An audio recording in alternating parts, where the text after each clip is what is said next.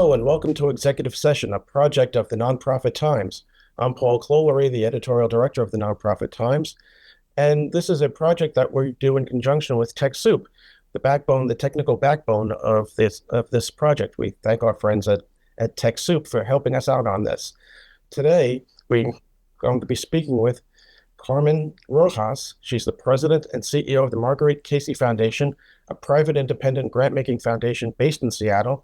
The foundation was created in 2001 by the Casey Family Program, but the foundation itself, the staff is mostly remote. And Carmen, thank you for agreeing to do this. I mean, I've got 130 million questions for you. You But and everybody else, Paul. Thank you so much for having me. I really appreciate it. I mean, before we get into the backbone of your $130 million commitment to your grantees and others, you've got a PhD in city and regional planning. How did you end up and then you ended up running the Workers Lab? How did you end up at a mega foundation like this with $800 million in net assets? I always worked at this really funny intersection of social justice organizing and capital investment. So I do have a PhD in city and regional planning from UC Berkeley, one of my favorite public institutions. And I was writing my dissertation in 2008. And as you remember, the economy looked very different then, and Oh there yeah. weren't a ton of jobs.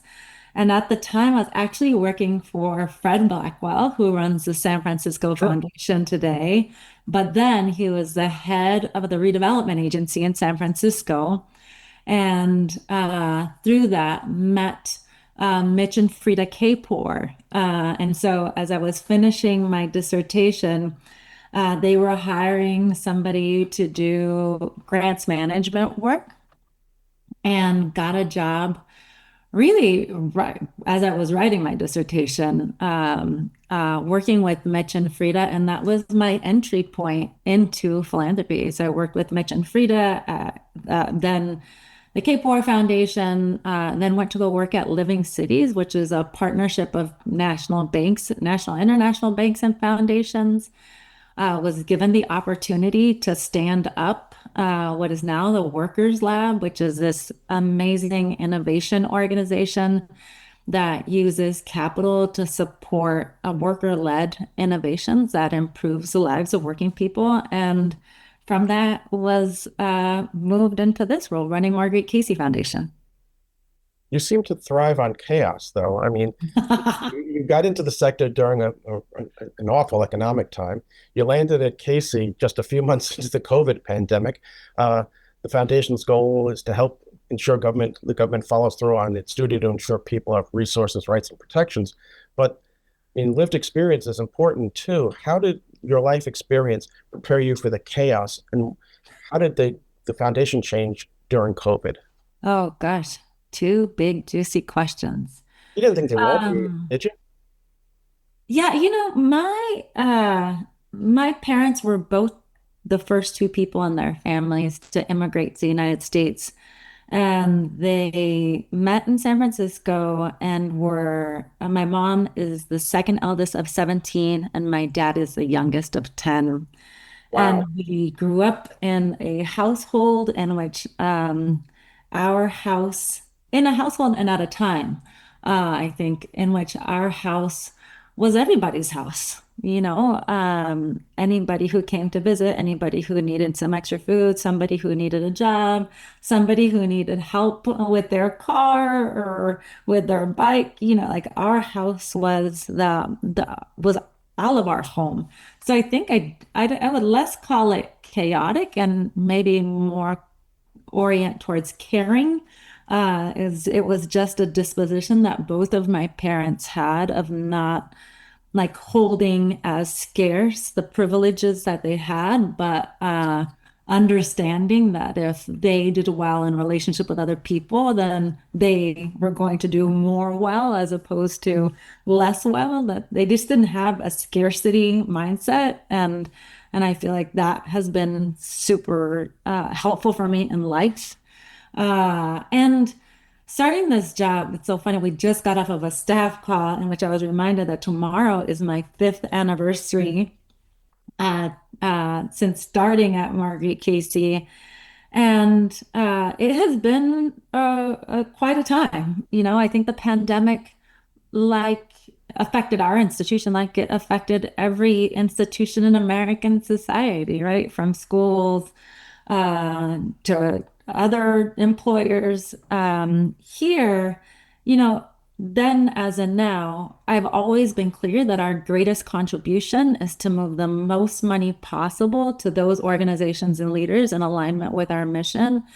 And fortunately, then and now have a board that sees their role as governing in service of that and a staff that is willing to move in service of that. Like we are an institution that sees a unique role for grant making and philanthropy, but also understand that with or without funders, donors, foundations, people come together across the country, across the world to fight for a better life for themselves. And what we can do as an institution is to create a more even terrain in that fight. And so those are the sort of the short lessons from the last 5 years. I hope institutionally it has not felt as chaotic as many other institutions have.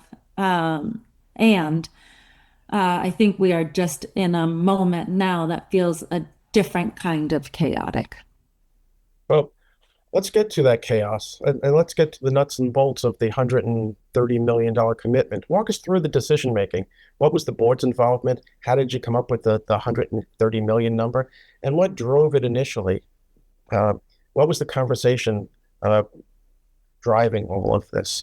Yeah, so you mentioned my PhD. My dissertation is focused on the period in contemporary Venezuelan history. So I spent time in Venezuela in the early period of Hugo Chávez's ascendance, and it was during a moment in which there were I think it was like 24 major constitutional reforms that were passed over the course of a 6 month period. And from that experience, I just learned how fragile the set of institutions, laws, rights, protections that we have really are, that they can disappear in a moment. And sort of brought that mindset into 2024 and started a conversation 18 months ago with our board, really preparing for what 2025, 2026, what the near future could look like. And, I sort of brought a singular question, which was like, how are we best of service in this moment? What is our highest and best use as we enter this next period? And it was to move money. Like there's nothing that compares to our special resources, which are grants. And so the board had a conversation every year uh, since I started in 2020. We do a pressure test on our endowment and assume, do a test of a market dip to try and figure out what the impact would be on our existing grant making commitments.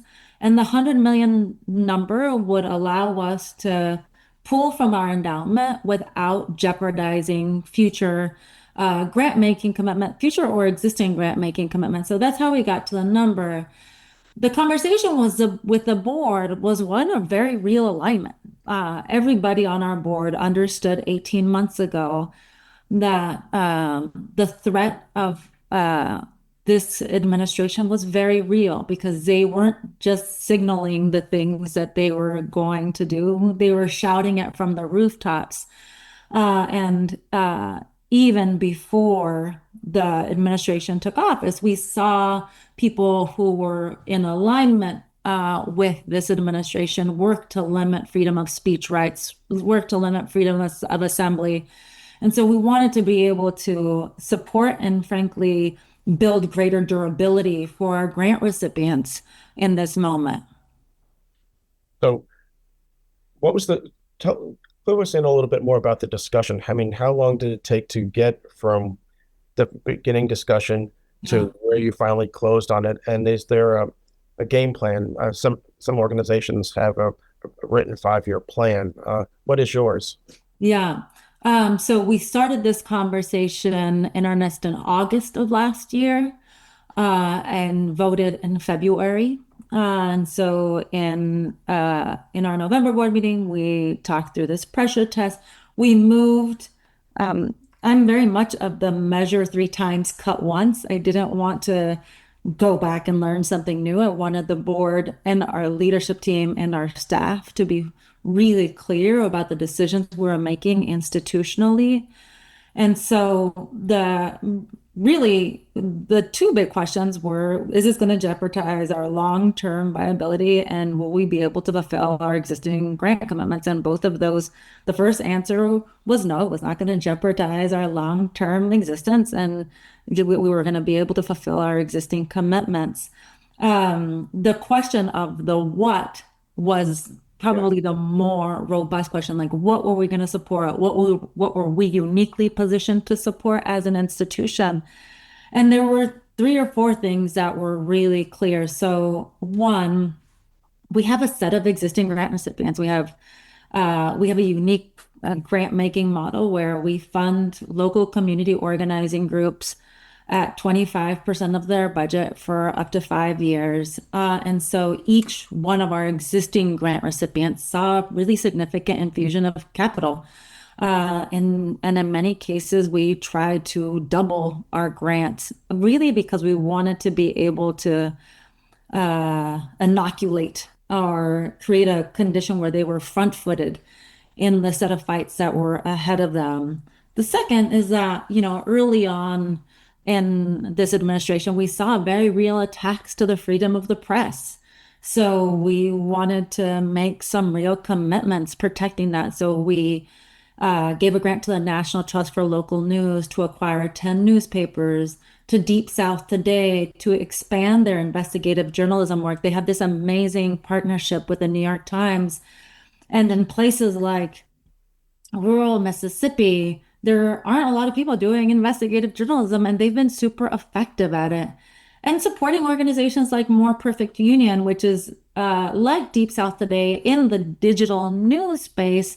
They were just talking, they've been nominated for 2 Emmys this year on their reporting, helping working people understand how the government is using their resources, and being able to offer a counter to more conservative voices in the news ecosystem. Uh, on the sort of newer kind of grants that we've made, we have supported National Tenants Union Federation, which a number of our existing grant recipients are a member of. So helping to build a national organization that's helping renters stay in their house, helping ensure that the rents don't keep increasing on the backs of working people. Supported folks in Tennessee, so SOCM, the statewide organizing for community empowerment, and then the Tennessee Immigrant and Refugee Rights Coalition to defend public school access for immigrants in their state. And then we supported, sort of, if there is an outlier, we've supported the National Council on Nonprofits. As you know, they have been at the forefront of Yep. fighting the administration's overreach and defending the ability of nonprofits to access previously committed federal resources. And so I would Still, say that we're trying to sorry. balance the defensive and offensive work. Sorry, Paul. No, that's okay. To steal your words, when we talked last week, Diane Yantel is a badass. She's Yeah. really doing a job down there. God, it's really remarkable what it looks like to get like inoculated with courage. Yeah. And Diane is one of those people that I've been in a room with who, leads an organization that is front-footed and sort of full-chested in their fight defending the freedom of speech, and frankly, like defending the previously made commitments by our federal government to the organizations that help to meet people's day-to-day needs. And I could not be more inspired than I am by her. Talk about the right person at the right time. Yeah, right. Um, what are there other organizations like the National Council and organizations that are in the front lines of just watching what Congress is doing and what's going on in the administration that you're supporting? Yeah, so we support an organization called Creating Law Enforcement Accountability and Responsibility Project. So they are a legal support organization and they have stepped in to become legal counsel for Columbia student organizer Mahmoud Khalil. They have barred ICE from detaining Seo Chung, and they are actively working to make sure that the federal government isn't using kidnapping as a way to freeze freedom of speech rights for people in this country. And I think that if I were to offer another really important example of work that is being done by an organization in this moment, it would be the work of CLEAR. Mhm. It's funny that you mentioned the Mississippi Journalism Project. A lot of people don't realize that there are newspapers in Mississippi that have won Pulitzer Prizes. Yeah. It, Deep it, South today. Yeah. Yeah. well, and the paper, the name is escaping me the second, but the paper in Jackson, Mississippi, back in the early and mid '80s, won Pulitzer Prizes for their. Oh, they just won one this last year. Yeah. Yeah. So there's a lot of great journalism going on in Mississippi and throughout the South. That's right. That's right. Um, so talk about your granting process. Did the process itself change, or are you looking for organizations and approaching them, or are they approaching you? What's the process? Yeah. So a good number of these organizations, they are already existing grant recipients. So the vast majority, the institution has already had a relationship with, which made it super easy and frankly has made it possible for us between the board's approval and now to have put out over $50 million to organizations. Like that has been the priority is to support and create a more durable backstop for the existing organizations that we have. In other cases, like, the National Council of Nonprofits, it was our partners and peers. So Don Chen over at CERDNA and Glenn Galich, they have both been talking about their amazing work. We had a conversation with them. And like every foundation, I hope, like our board approves all of our grants and they are staying in the same exact process that we have, which means that in this time, we've just been meeting more with our board than we have historically because our objective is to really meet this moment, is to not sit on resources, but to treat these resources as valuable, as a valuable antidote to what is happening in our country. Do you see yourself and the folks over at MacArthur as leaders who should be or are setting an example for other non foundations leaders to get in the game?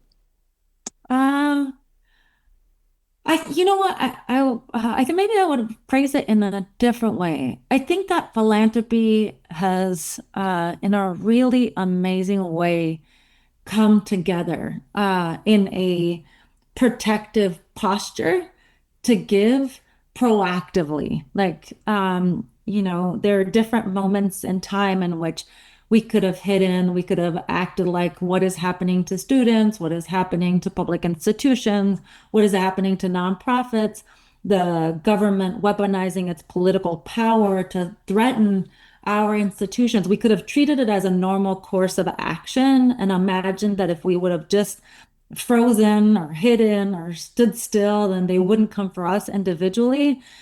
I think as a sector, I've been so inspired by so many people who have come out early to defend the freedom of speech, freedom of assembly, the freedom to give, that there's been this overwhelming courage. And instead of being reactionary, we are being proactive in defending not only our individual institutions, but this sector. So there's been some news out of Seattle recently. There's this other foundation in Seattle that announced it's sunsetting within the next 20 years, the Gates Foundation. What's the Yeah. plan for Marguerite Casey? Is this a foundation that will go on for 100 years, or what's the plan? Gosh, who imagine if I could look into 100 years. The plan is to exist in perpetuity. And I'll be frank, as I went to Venezuela because my father's Venezuelan, and my mom is from Nicaragua. And in the last 15 years, I have seen sort of tectonic political shifts in both of those countries. Yeah. And my dad will likely die without ever being able to return home, which is so sad to me. And the thing that I am clear of is that even in Venezuela, in Nicaragua, in Russia, in Hungary, in places where there are autocratic regimes, there are still donors and philanthropists. There are benefactors. I want to make sure that, and I'll say this is true from my board through our staff, that we want to make sure that we're using the full weight of our resources to protect a democratic civil society, and we will do whatever we can to do so. So well, I can't see into the future 100 years. I can tell you that our posture is one of proactively defending and protecting our rights here. One of the things that is a hallmark of yours, and when you talk to people and you say, "Oh, I'm going to be talking to Carmen Rojas," the things that they say, or one word that keeps coming up, is optimism. What's your definition of optimism? Oh gosh. Oh, I thought you were going to say bad words. Gags on No, no, no, no, myself. no. um, Well, I'll tell you why in a minute. Why we're not, why you wouldn't hear any bad words. I'll tell you about it in a minute. But go ahead. Tell us about um, optimism. it's the way that I imagine it, Paul, is truly a bubble of oxygen that we give to people to imagine something else. Uh, I was a kid who grew up watching a lot of cartoons, and the bubble of oxygen as like the space helmet, as the speech bubble was always a little bit more. And so I think about the Tennessee Immigrant, Refugee, and Rights Coalition. In Tennessee, you're just talking about Mississippi. In Tennessee, this last year, in the last couple of months, they made it possible for undocumented immigrant kids in their state to continue to access free public school. In Tennessee, a place where that has been written off, frankly, by many people in philanthropy, by many people, as a place that's unchangeable. Imagine the courage that it takes for people from Turk, from people from Sockham to come together and plant in people's minds to create a bubble of oxygen, to imagine that they are powerful enough to fight the most powerful people in their state, to protect the most vulnerable people in their state. That for me um, is the bubble of oxygen. It makes it possible for me to continue to look into the future that I know is absolutely possible for us. Well, uh, we don't, when we do these executive sessions, we're really focused on the individual with whom we're speaking. It's not a news program, it's a conversational program, but we will break a little news right here. Carmen, you're going to be part of our NPT Power and Influence Top 50. Oh, great. I love that. Thanks. That's the July August issue where we unveil the top 50 executives who are moving the sector. And no doubt that you're one of them. Oh, Paul, thank you so much. What a delight. Well, you'll get all the information soon, but that's we'll be announcing all of them in the July August issue. So you'll be in that one as well. You won't get to see Oh, what we write about you until it publishes, but that's okay. thank you, Paul. That's really what a treat and what an honor. The hard thing in this moment is this is a moment in which philanthropy is acting in earnest solidarity with each other and with our sector. And so I'm so proud and grateful. And there are so many people in philanthropy right now Yeah. who are taking risks, who are giving out more money, who are confront confronting and like even with fear, uh, understanding that their courage is so helpful. It's like a buoy for so many others to do the important work that our sector does. Great. Carmen Rojas, CEO, President, CEO of the Marguerite Casey Foundation. Thank you very much for being part of executive session. I'm Paul Clolery. I'm Vice President, Editorial Director of the Nonprofit Times. A couple of resources for you. CaseyGrants.org. Go up there and take a look. The nonprofittimes.com. News, features, information. Subscribe. The nonprofittimes.com. And again, thanks to our folks at TechSoup for handling the backbone and the technology for these. TechSoup.org. So go take a look at all the resources that they have available for you.